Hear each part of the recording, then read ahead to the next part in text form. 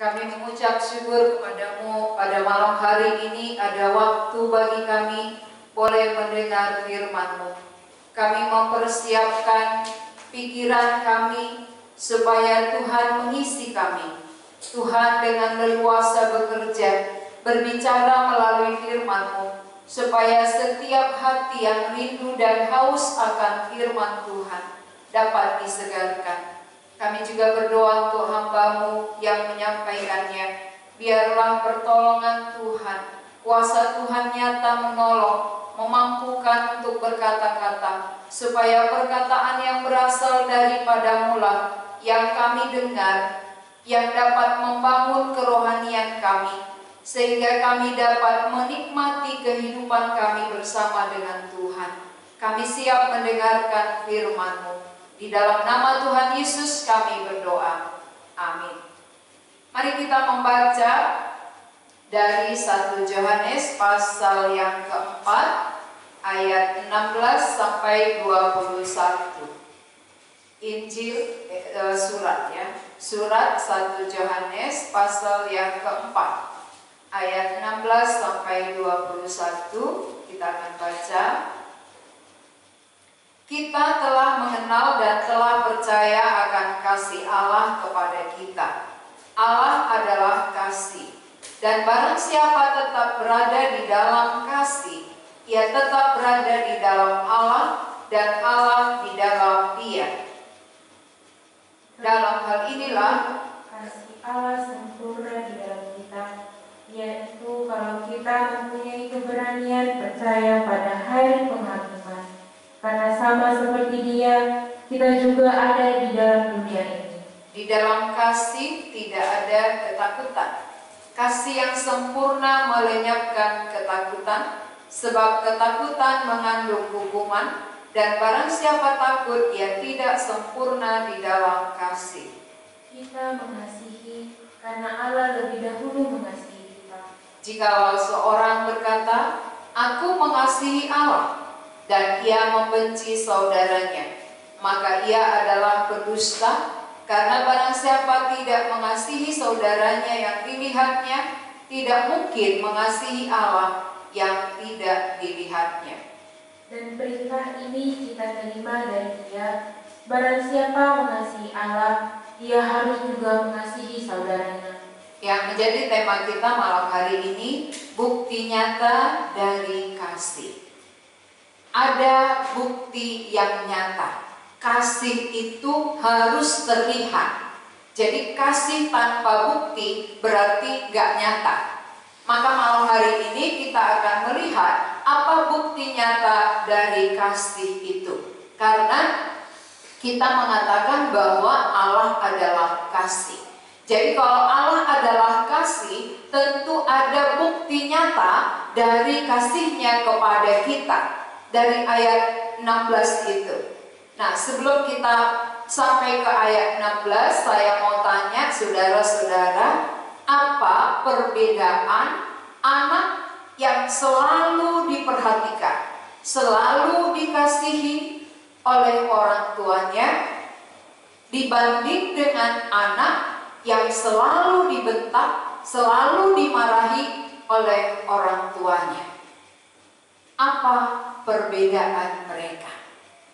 Perbedaannya adalah pasti anak yang selalu mendapat perhatian, mendapat kasih sayang dari kedua orang tuanya, dia ketika bertemu dengan teman-temannya di sekolah pasti ada kelembutan, pasti ada kasih, ada perhatian.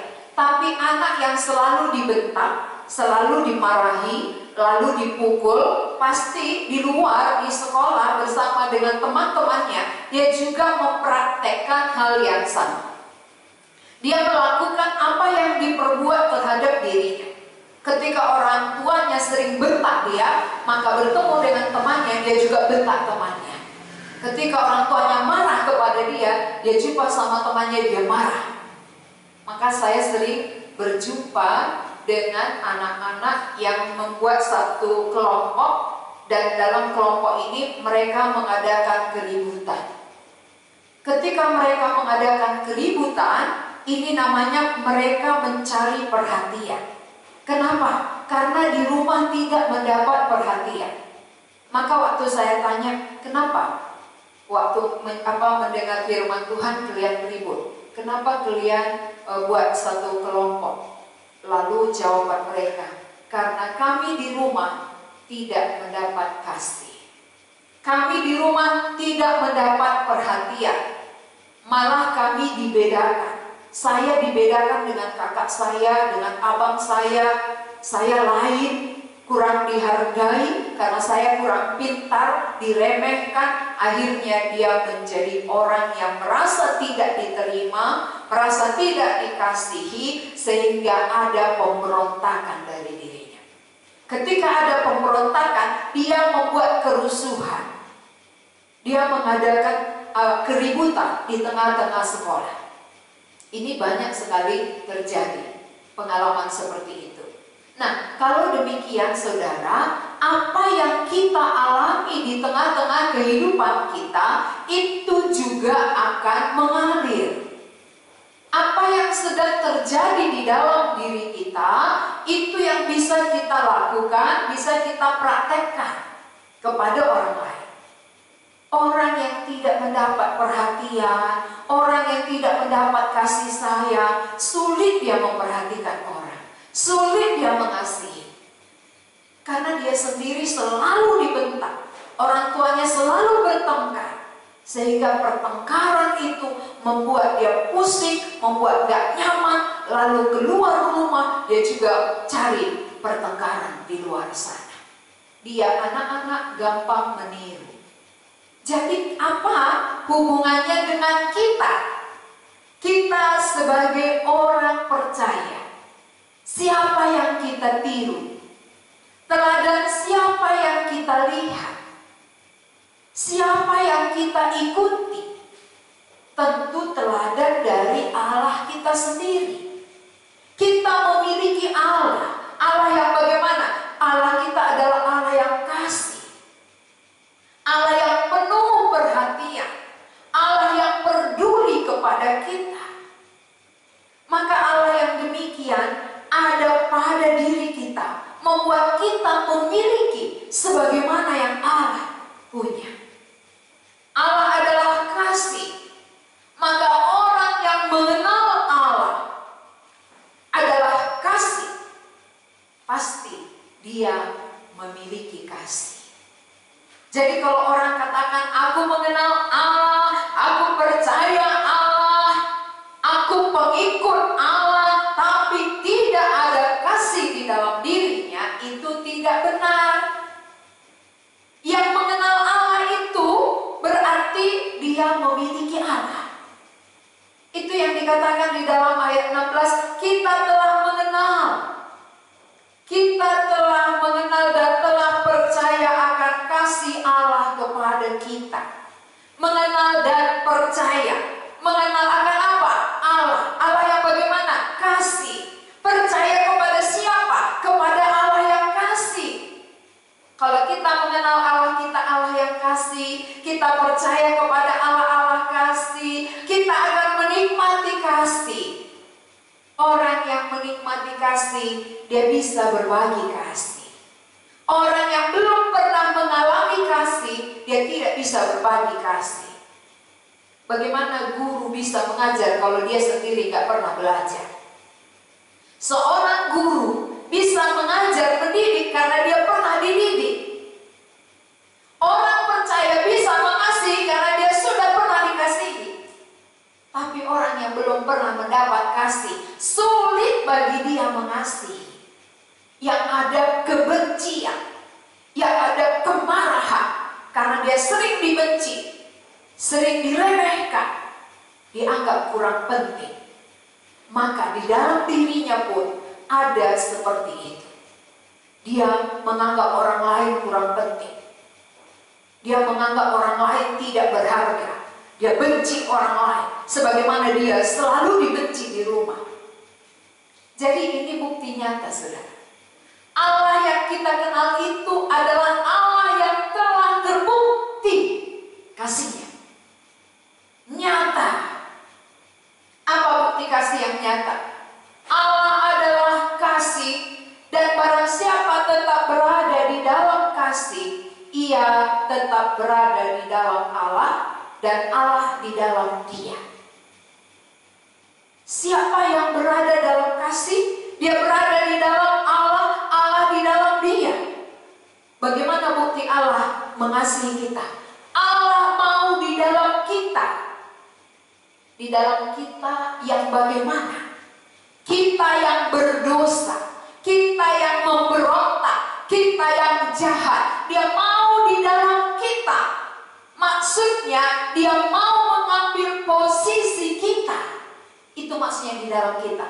Allah yang kasih membuktikan kasihnya dengan nyata, bahwa dia mau di dalam kita, di dalam posisi kita, posisi orang berdosa yang seharusnya dihukum. Kita yang jahat, kita yang berbuat dosa, kita yang melawan Tuhan, seharusnya bagian kita adalah hukuman. Lalu Allah kita yang kasih itu mau di dalam kita yang seharusnya dihukum, maka dia terhukum. Ini artinya dia di dalam kita. Allah mau di dalam kita. Allah mau mengalami hukuman yang seharusnya bagian kita. Allah adalah kasih. Allah adalah benar. Allah tidak bersalah. Tapi dia mau di dalam kita. Ambil bagian di dalam posisi kita. Itu bukti nyata dari kasih. Jadi kalau ada orang bilang, aku mengasihimu, tapi tak ada bukti, itu bohong. Itu kebohongan. Kasih itu harus ada bukti yang nyata, yang bisa dilihat, dirasakan, dialami. Allah kasih sudah membuktikan. Maka kita yang mengenal dia, yang percaya kepadanya, kita bisa rasakan kasih yang demikian. Maka orang yang merasakan kasih seperti itu, dia bisa berbagi kasih kepada orang lain. Jadi saudara-saudara, sejak kapan saudara mengenal Allah? Sejak kapan kita katakan, aku sudah lama mengenal Allah, aku sudah lama percaya kepada Allah. Lalu apa bukti dari pengenalan kita? Apa bukti dari percaya kita? Bukti nyata harus ada. Allah kasih itu ada bukti nyata. Dia mengasihi kita. Dia mau berada di dalam posisi kita. Kita yang berdosa, dia mau dijadikan berdosa. Dia mau dijadikan seperti penjahat yang dihukum di kayu salib. Yang pantas menerima hukuman di kayu salib adalah orang penjahat. Penjahat kelas kakap. Dia mau mengambil tempat di dalam tempat kita. Itu artinya dia ada di dalam kita. Itulah kasihnya. Lalu kalau kita mengenal dia yang seperti itu, Allah yang tidak berdosa, Allah yang suci, mau mengambil posisi kita sebagai orang berdosa berserta hukumannya. Kalau ini ada dalam pikiran kita, ini ada dalam hati kita, maka ini yang akan mengalir dari diri kita. Kasih yang seperti itu. Allah mau di dalam aku. Kalau demikian, aku juga mau di dalam dia. Allah dalam aku di dalam dia. Berarti bagaimana di dalam dia? Allah yang rela berkorban. Allah yang peduli kepada manusia. Kalau aku ada di dalam Allah, berarti aku juga orang yang peduli. Aku juga orang yang rela berkorban. Itu artinya Allah di dalam aku di dalam Allah. Nyata. Jadi kalau kasih itu tidak bisa terlihat dengan nyata, orang gak bisa tahu. Orang gak bisa merasakan. Kalau kasih itu nyata, bisa dilihat, bisa dirasakan, bisa dialami. Kita yang mengenal Allah, kita bisa alami. Oh, Allahku itu Allah kasih rupanya. Dari mana aku tahu bisa ku alami kasihnya? Dia rela mengambil posisiku menderita. Dia rela ambil posisiku mati tersalib oleh karena dosa dan pemberontakan. Aku yang jahat, dia mau di dalam aku yang jahat ini. Dia mau menggantikan aku supaya aku juga di dalam dia. Supaya pikiranku, segenap hidupku juga seperti yang Allah kerjakan. Dia rela memikirkan orang lain. Dia rela memperhatikan orang lain. Dia rela berkorban bagi orang lain. Berarti dalam diriku, kalau Allah seperti itu ada padaku, aku juga rela berkorban untuk orang lain. Aku juga mengasihi seperti Yesus mengasihi. Peduli kepada orang lain. Tidak mementingkan diri sendiri. Tidak egois, tetapi memikirkan orang banyak. Ini bukti nyata yang sudah dilakukan oleh Tuhan Yesus. Sehingga di dalam ayat 17 dikatakan, dalam hal inilah kasih Allah sempurna di dalam kita, yaitu kalau kita mempunyai keberanian percaya pada hari penghakiman. Kenapa kita berani berhadapan dengan Allah pada hari penghakiman? Karena kita sudah menerima kasih. Kita orang berdosa, satu dosa saja cukup membawa kita kepada penghukuman. Allah suci, kita berdosa, gak akan berani berhadapan dengan Dia. Tapi kenapa sekarang kita berani berhadapan dengan Allah yang suci? Oleh karena kita telah menerima kasih. Kasih-Nya membuat kita percaya, berani berhadapan dengan penghakiman. Jadi waktu Yesus datang sebagai hakim yang menghakimi seluruh manusia, kita berani. Mengapa? Walaupun aku jahat, walaupun aku berdosa, walaupun aku melawan Allah, tapi kasih-Nya menutupi semua kejahatan. Kasih-Nya yang sudah nyata membuat semua pemberontakanku diampuni. Ini keberanianku percaya. Maka orang yang telah menerima kasih Allah, dia tidak takut lagi dihakimi. Dia tidak lagi takut menghadapi penghakiman yang akan datang. Ini artinya keberanian percaya. Mengapa ada keberanian percaya? Karena kasih Allah sudah nyata dan kasih yang nyata sudah jadi di dalam hidupku. Itu membuat aku berani berhadapan dengan Allah yang suci. Walaupun Allah suci, aku berdosa, tapi kasih-Nya membuat dosaku disucikan. Bukan oleh karena aku, bukan oleh karena kerja kerasku, bukan oleh karena perbuatan baikku, tapi oleh karena kasih-Nya semata-mata. Berarti kalau namanya kasih, bukan jasa kita, bukan andil kita. Kasih membuat dosa ditutupi. Kasih membuat dosa disucikan. Kasih membuat aku diselamatkan. Kasih Allah membuat aku berani berhadapan dengan Dia. Aku tidak akan takut lagi. Dan Tuhan tidak akan tanya lagi, engkau dulu begitu jahat, kau dulu begitu banyak dosamu, sekarang beranikah kau berhadapan dengan aku Allahmu yang suci? Tuhan tidak akan tanya lagi. Karena Dia sudah buktikan kasih-Nya. Dia sudah mau berada di dalam keadaan kita yang berdosa. Dan Dia sudah buktikan bahwa untuk dosa kita Dia rela berkorban. Supaya setiap orang yang mengenal Allah yang kasih ini dan percaya, dia berani menghadap Allah. Dia berani bertemu Allah. Dia berani ketika dihakimi oleh Allah. Dia tidak takut lagi. Saudara-saudara, apakah saudara berani nanti bertatap muka dengan Tuhan Yesus yang akan menghakimi setiap manusia tanpa kecuali? Yesus Iblis adalah hakim ketika dia datang kedua kali. Dia bukan lagi juru selamat. Pada kedatangan pertama sekarang inilah sebagai juru selamat. Kedatangannya kedua kali ya sebagai hakim. Maka sekaranglah waktunya kita menyambut kasih-Nya, sehingga walaupun dia datang kedua kali menghakimi, kita berani. Karena kasih-Nya itu membuat kita diampuni.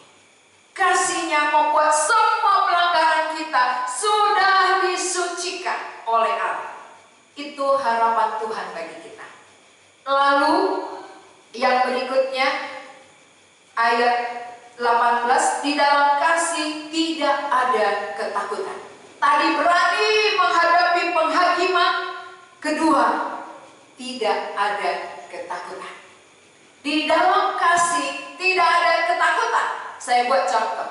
Kalau ada seorang anak terjebak di dalam ruangan, lalu ruangan itu terbakar, apakah orang tuanya yang melihat anaknya terjebak di dalam nggak berani menerobos api?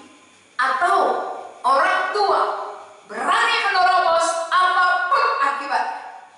Sebagai bukti kasihnya kepada anaknya, dia pasti rela terbakar pun demi anaknya.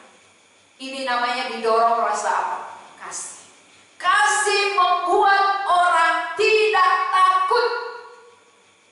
Jadi kalau kita sering ketakutan, takut diejek, takut ditolak, takut tidak diterima orang lain, takut dikatakan pendeta, takut dikatakan rohani, ini takut, berarti kurang kasih.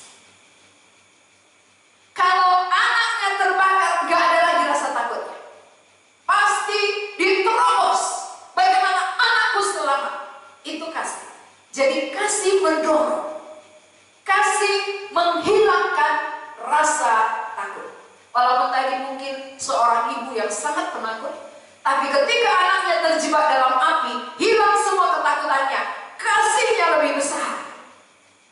Saudara-saudara, seringkali kita mengasihi manusia, kita pilih-pilih orangnya. Kalau untuk keluarga kita secara darah daging, itu mati-matian kita berdoa, mati-matian kita bergumul, mati-matian kita melayani mereka, bagaimana mereka bisa diselamatkan. Tapi kalau untuk orang lain yang bukan saudara daging dengan kita, kasihnya kurang. Maka sedikit ada rintangan, sedikit ada tantangan, kesulitan, langsung berhenti. Ini berarti kurang dalam kasih. Di dalam ayat ini dikatakan, di dalam kasih tidak ada ketakutan.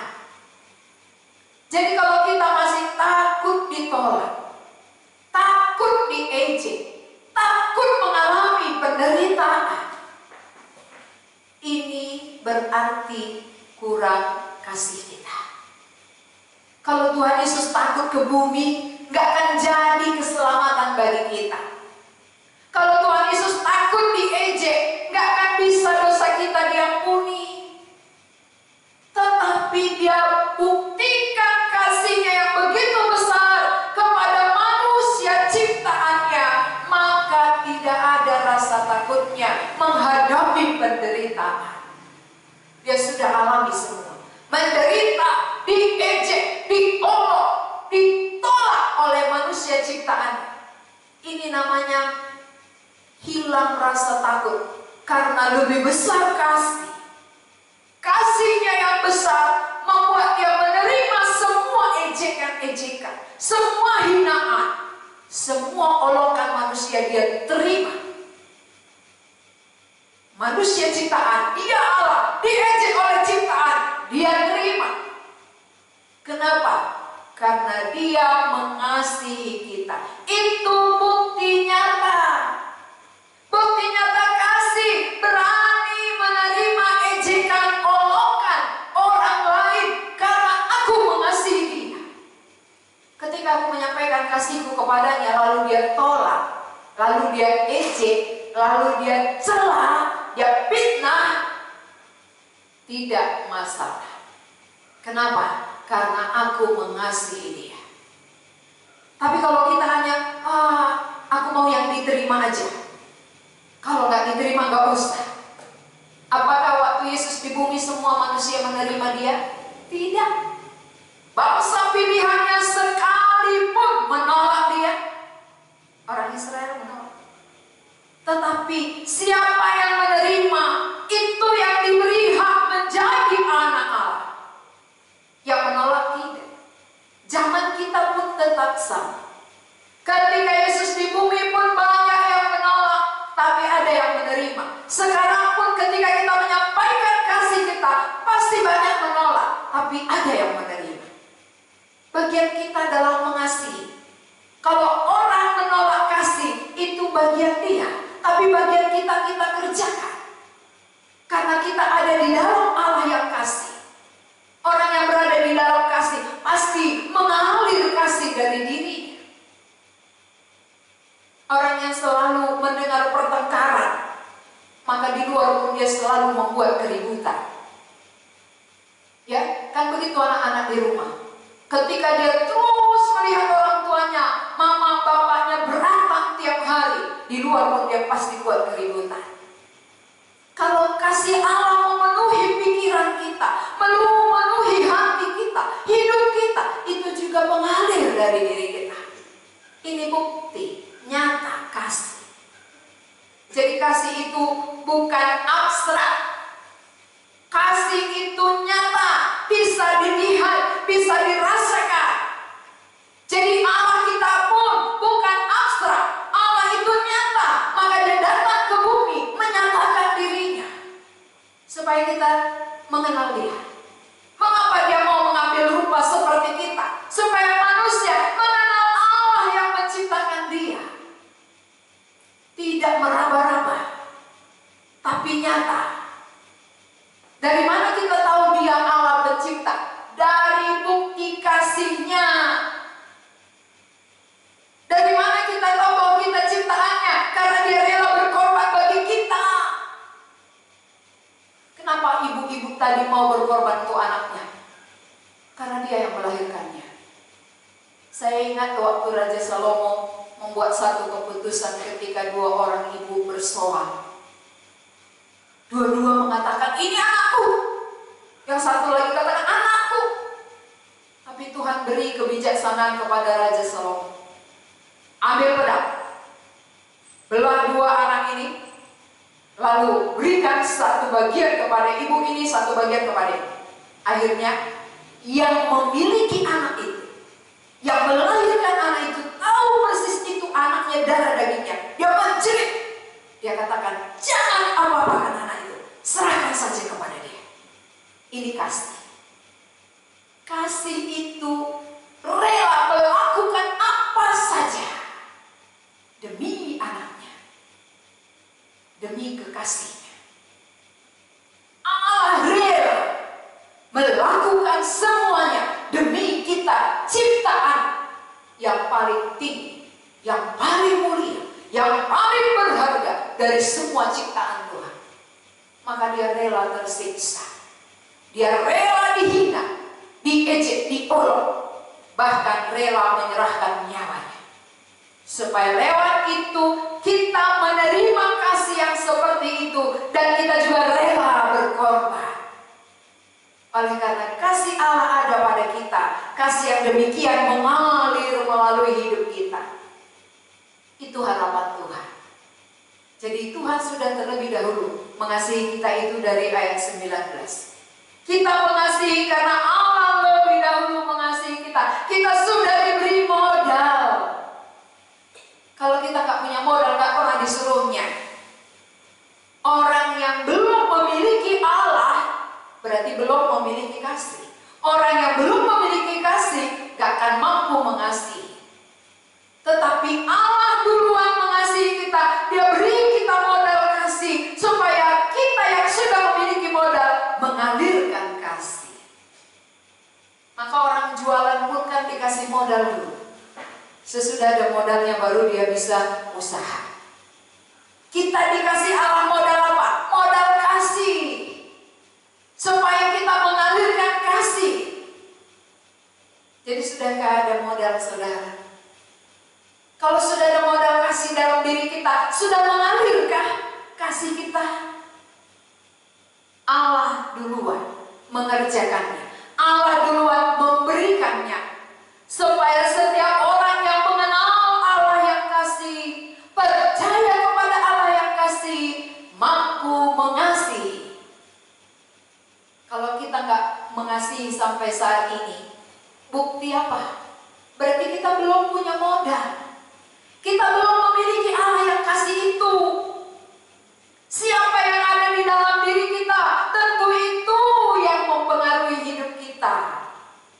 Kalau raja gelap di dalam, pasti dosa dikeluarkannya, kebencian dikeluarkannya. Tapi kalau Allah kasih di dalam, kasih yang mengalir. Jadi sejak saudara menjadi orang Kristen, apa yang sering keluar? Kalau dosa yang keluar sampai hari ini, berarti mungkin kasih Allah yang kasih itu belum tinggal di dalam. Kita hanya tahu, sekedar tahu tapi belum memilikinya. Kalau orang yang sudah memilikinya, gampang dia mengasihi orang lain. Maka Tuhan Yesus katakan apa? Kasihilah musuhmu. Kenapa bisa?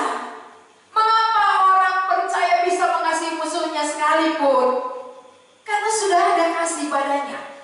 Orang yang sudah memiliki kasih Allah gampang mengampuni musuh, gampang mengasihi musuh. Kenapa? Karena Allah sudah mengampuni aku yang tidak terpakai ini. Kita sebenarnya tidak terpakai. Pikiran kita sangat kotor. Hati kita dipenuhi dosa dan kejahatan, kebencian. Diampuni oleh Allah yang kasih. Apakah Allah yang seperti itu sudah memiliki sehingga aku tidak membenci siapapun? Itu artinya mengalir. Tapi kalau masih ada yang saudara benci sampai saat ini, pikirkanlah. Pikirkanlah itu. Apakah saudara sudah memiliki Allah yang kasih itu, atau hanya sekedar aku tahu Allah itu kasih, tapi aku belum memilikinya, sehingga aku tidak mampu berbagi kasih. Nah, bagaimana kita menyatakan kasih Allah itu yang sudah ada dalam diri kita, sementara Allah tidak terlihat? Itu dari ayat 20. Mari kita baca. Jikalau seorang berkata, aku mengasihi Allah, dan ia membenci saudaranya, maka ia adalah pendusta. Karena barang siapa tidak mengasihi saudaranya yang dilihatnya, tidak mungkin mengasihi Allah yang tidak dilihatnya. Jadi Allah terlebih dahulu sudah mengasihi kita dengan tujuan apa? Supaya kita juga bisa mengasihi Allah. Lalu bagaimana kita mengasihi Allah yang tidak terlihat dengan mata kita? Caranya adalah dengan mengasihi sesama kita. Karena Allah mengasihi manusia. Ketika kita mengasihi saudara kita, itu bukti kita mengasihi Allah kita. Karena Allah mengasihi semua. Tidak ada musuh Allah. Tidak ada yang dibenci oleh Allah. Semua manusia dikasihi Allah. Dan untuk semua manusia Allah mau mati. Tuhan Yesus berkorban untuk semua manusia. Karena semua manusia adalah ciptaannya. Jadi bagaimana membuktikan, menyatakan supaya orang lain melihat, orang tahu bahwa aku mengasihi Allah dengan mengasihi sesama manusia. Bukan malah membencinya. Kita katakan aku mengasihi Allah, tapi kita membenci yang kita lihat. Tak mungkin. Allah yang tak terlihat kok bisa dikasih, yang terlihat aja gak bisa. Justru cara kita mengasihi Allah yang tidak dilihat oleh mata kita melalui ciptaan yang paling berharga. Itulah manusia. Jadi ketika kita mengasihi sesama saudara kita, itu bukti kita mengasihi Allah kita. Jadi sebenarnya tidak sulit mengasihi kalau sudah ada modal. Susah mengasihi kalau belum menerima kasih dari Allah. Allah adalah kasih. Barang siapa mengenal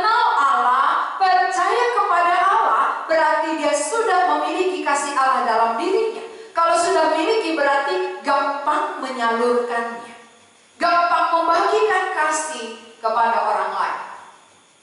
Jadi bagaimanakah cara kita mengasihi saudara-saudara kita? Tentu seperti kasih yang kita terima. Jangan nanti dalam pikiran kita, ya aku sudah mengasihi saudaraku kok. Kemarin ketika gak ada ongkosnya aku kasih, ya ketika gak ada gulanya aku beli. Ya. Apakah kasih yang seperti itu yang diharapkan Tuhan? Kasih yang diberikan Tuhan kepada kita, apakah seperti itu? Kasih yang Allah berikan kepada kita adalah kasih yang terbesar.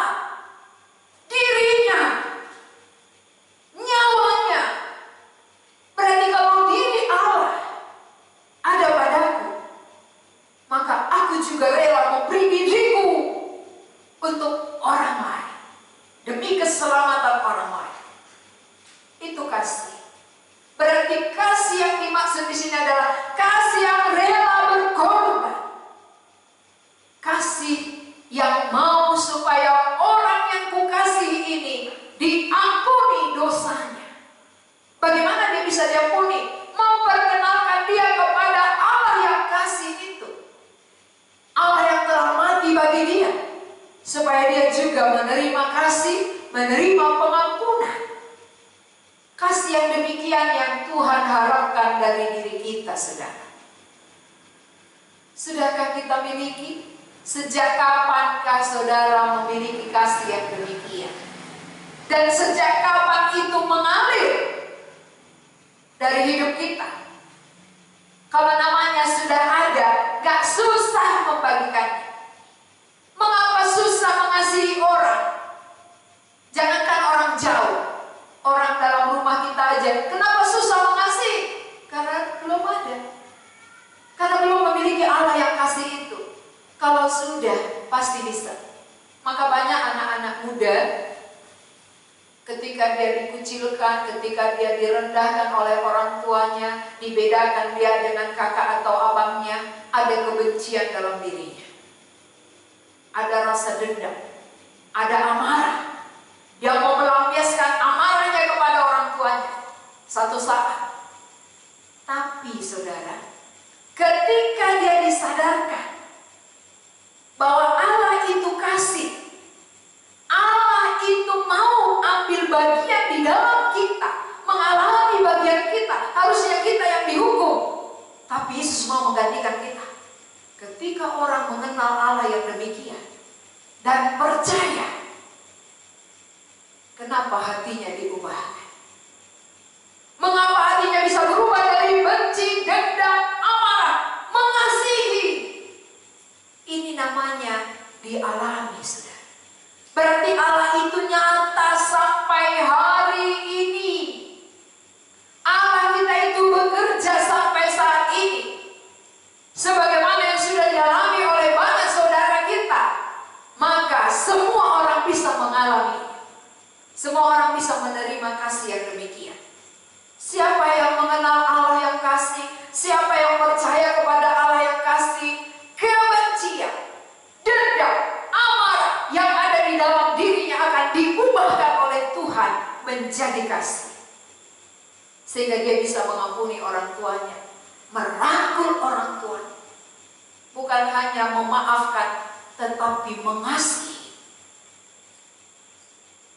Kalau dengan cara kita sendiri, sudah lama kita coba.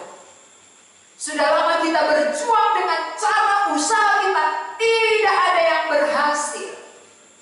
Tetapi orang yang menerima kasih dimampukan oleh Allah.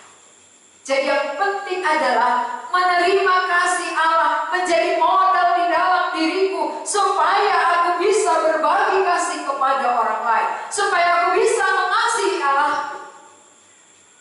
Karena itulah harapan Tuhan dari kita, nggak lebih dari itu. Allah mengasihi supaya kita juga mengasihi. Allah mengampuni supaya kita juga mengampuni. Allah memberikan keselamatan bagi kita supaya kita juga membagikan berita keselamatan itu. Itu namanya mengalir. Kami pernah punya sumur, bukan sumur bor, sumur yang pakai gayung ya, timba. Waktu sumur itu diambil, tiap hari airnya dikeluarkan, tiap hari gak pernah habis. Sebanyak apapun dikeluarkan, dia terus ada, penuh lagi, penuh lagi, penuh lagi. Tapi ketika air sumurnya gak pernah ditimba, gak diambil, dia gak pernah melimpah, gak tumpah. Di mana masalahnya? Diambil dia gak berkurang, gak diambil dia gak tambah. Itulah kasih, saudara. Kasih yang sudah kita terima ketika kita alirkan kepada orang lain, kita tidak kekurangan kasih. Justru ketika kita tidak alirkan kepada orang lain, justru air sumur itu bau, gak terpakai dia, gak terminum. Kasih yang sudah kita miliki ketika gak berbagi kepada orang lain, kita sendiri merasa tidak segar. Kita sendiri merasa tidak menikmati kasih itu. Maka perlu sekali kasih itu disalurkan. Ketika kita salurkan, kita tidak kekurangan kasih. Semakin banyak orang mendapat kasih, bukan berarti kurang dalam diri kita. Malah kita terus saja ada. Allah terus menambahkan kasih kepada kita. Jadi saudara-saudara yang dikasihi, maukah kita sama seperti sumur yang tiap hari diambil, dipuaskan, semua orang mandi, masak, dan sebagainya, tapi dia tetap penuh dan airnya segar. Daripada sumur yang tidak ditimba, airnya bau, dia tidak melimpah, dia tidak keluar. Ini gambaran orang percaya. Orang percaya yang tidak membagikan apa yang sudah dia terima, tidak bertambah-tambah. Jangan harapkan tambah. Tapi orang yang berbagi itu, justru dia disegarkan. Orang mendapat, semakin banyak orang menerima kasih yang kita alirkan di dalam diri kita, semakin segar. Maka orang yang banyak melakukan kasih, jiwanya selalu segar. Tapi orang yang tidak berbuat apa-apa, jiwanya sendiri kering. Saudara-saudara bisa rasakan itu. Jadi kalau saudara sudah sumur yang tidak ditimba-timba selama ini, bertobatlah. Alirkan kembali. Jangan biarkan. Itu tidak akan bertambah. Malah saudara sendiri yang merasa kekeringan. Tapi kita salurkan kepada orang lain, kasih kita berbagi, semakin banyak orang kita kasihi, maka Allah menambahkan kasihnya bagi kita. Inilah arti kasih, bukti nyata dari kasih. Jadi Allah sudah membuktikan, mari kita buktikan kasih kita kepada Allah dengan mengasihi sesama saudara kita. Itu bukti nyata. Walaupun Allah tidak terlihat, tapi manusia adalah kekasih jiwanya, perlu kita kasihi. Itu buktinya, itu bukti nyata, aplikasi dari kasih kita. Jangan katakan, oh Allah kan tidak terlihat, jadi dalam hati aja aku mengasihi dia, dalam doa saja aku mengasihi dia. Bukan. Allah yang tidak terlihat bisa nyata dilihat oleh orang lain melalui kasih kita yang kita salurkan kepada sesama kita, supaya mereka juga mendapat kasih Allah yang rela berkorban bagi mereka, yang rela mati untuk jiwa mereka, supaya mereka juga diselamatkan. Sehingga kasih itu mengalir terus-menerus melalui diri kita dan melalui orang lain yang kita kasihi, akan terus mengalir kasih, sehingga bumi ini dipenuhi oleh kasih. Mengapa banyak orang kekeringan kasih? Karena kita yang sudah punya modal tidak menyalurkan. Maka orang di luar sana yang belum pernah mendengar kekeringan akan kasih, sehingga mereka kecewa, mereka gampang putus asa, apalagi menghadapi situasi yang sulit. Tapi orang yang mendapat kasih yang dari Allah, di tengah-tengah situasi ini pun dia bisa mengasihi. Mari saudara-saudara yang sudah mengaku percaya, yang sudah mengaku mengenal Allah, Mari kita buktikan dengan nyata kasih kita kepada Allah, sebagaimana Allah kita sudah menyatakannya kepada kita. Jangan takut ditolak. Jangan hindari penderitaan, ejekan, olokan. Itu harus terjadi karena Allah kita sudah mengalaminya. Itu artinya sebagaimana Dia mau berada di dalam kita, kita pun mau berada di dalam Dia. Dia mau menderita untuk kita pun mau menderita untuk Injil. Maka kenapa banyak orang misioneri berani mati demi Injil? Karena Yesus sudah mati untuk dia. Maka dia juga rela mati untuk keselamatan orang lain. Allah yang kasih rela mati, rela berkorban demi orang lain. Aku yang sudah menerima kasih juga demikian, rela berkorban, rela menderita, rela diejek, ditolak. Enggak semua orang menerima, tapi kita bersedia ketika kasih yang kita sampaikan ditolak orang, karena Allah kita juga sudah ditolak. Oleh karena itu saudara, mari kita kembali bangkit bersama-sama untuk menyalurkan kasih, supaya kasih yang kita terima semakin melimpah, bukan malah menjadi aroma yang tidak enak seperti sumur tadi, tetapi selalu segar.